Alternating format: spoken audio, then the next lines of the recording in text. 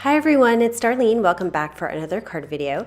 For today's card, I'm using the Simon Says Stamp set called Fractile Leaves. It's kind of an old set, I want to say about a year old.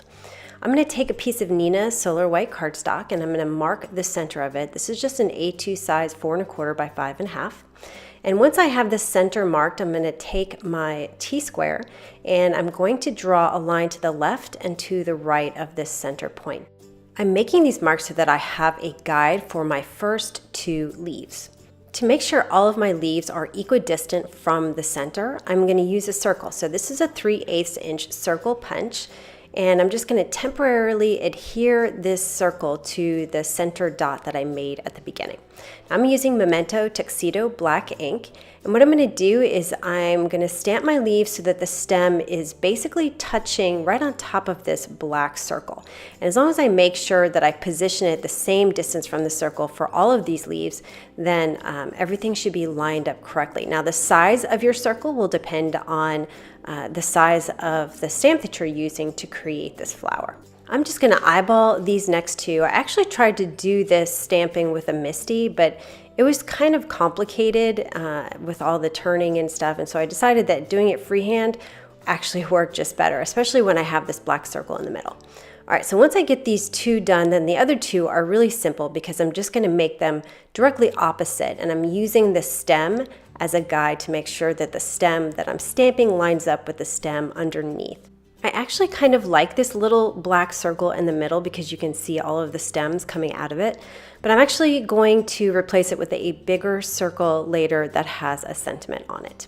All right, so I'm stamping my last leaf in place right here, and you can see that with my 3/8 of an inch circle in the middle, all of the leaves are equidistant from each other.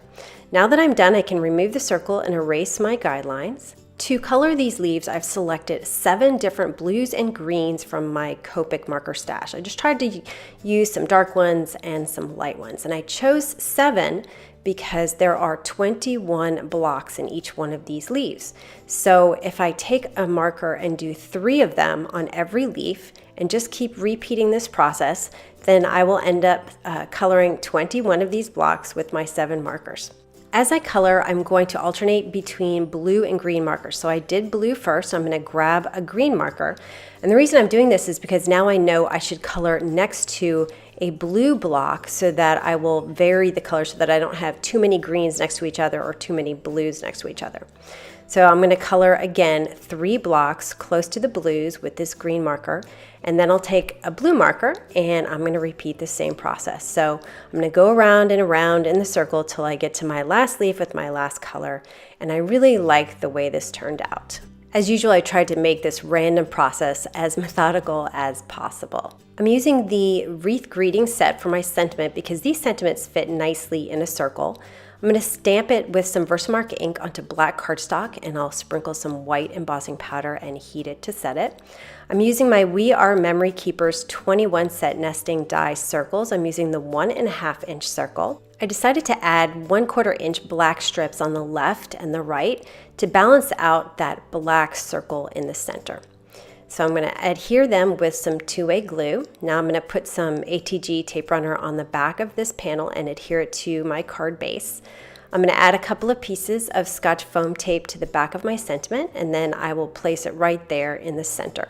And that is all I did for this card because I wanted to keep it nice and clean because I have a lot of clean lines in my stamping.